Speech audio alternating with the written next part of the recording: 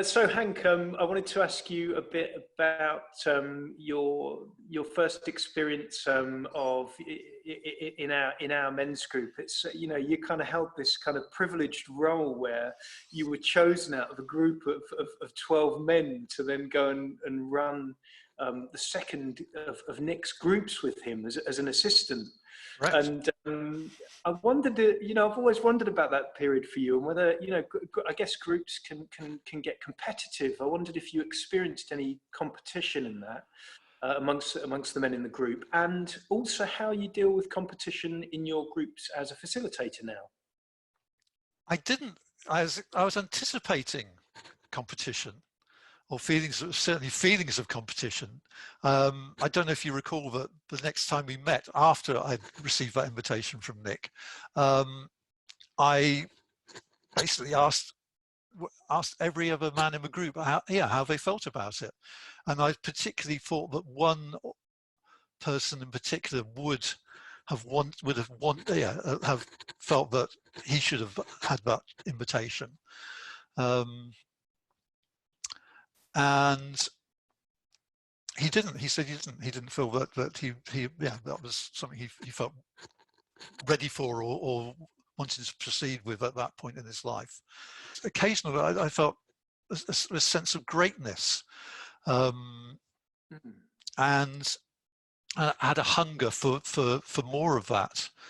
And having spoken about that in the group, I remember one of the things Nick said. The path, the first step to increasing or developing greatness is doing more of something that you're good at.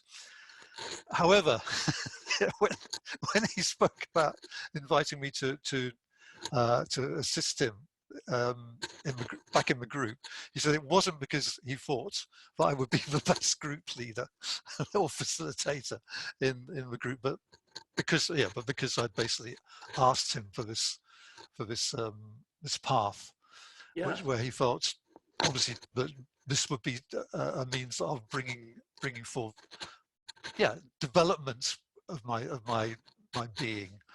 Yeah, I really like that, actually, because I remember that vividly in you talking about that sense of greatness, and it strikes me going thinking back to reasons that men join these groups and putting across what they're all about. It's not just about kind of fishing about in the darkness of our unconscious, lower unconscious, and checking out the past and all that kind of stuff. It's also looking forward as well and trying to tap into our untapped potential. What's your take on challenge in groups? And what would you say to someone that was feeling like I don't know, it might be a bit off-putting, the idea of challenge, or feel a bit scary? Well, I sympathise with them. I feel compassion for them, and undeniably, that sometimes happens. And it's tricky, isn't it? Because it's like, in order to challenge, you need to build up trust, and yeah, I think but it can feel a bit edgy when it happens. But then if there isn't challenge, then actually really there isn't connection in a sense. It's like, well, you could just all go in clinically and sit there and just talk about yourself, but I mean, I guess you kind of understanding this much more as a facilitator these days, which is, part of the job is to try and, as I understand it, is to try and help the group to interact with each other. And that's where the kind of magic happens, I suppose. Absolutely, Aaron. I mean, I think, we could just give each other positive strokes in response to, and I suppose, that might accord with maybe, say, a person-centered, a Rogerian approach to facilitation, that you give each member is accorded unconditional positive regard. And I suppose what we need to look at is where is the challenge coming from? What place within us is that arising? And what's our motivation in challenging? What do we want for this man, and what do we want from him?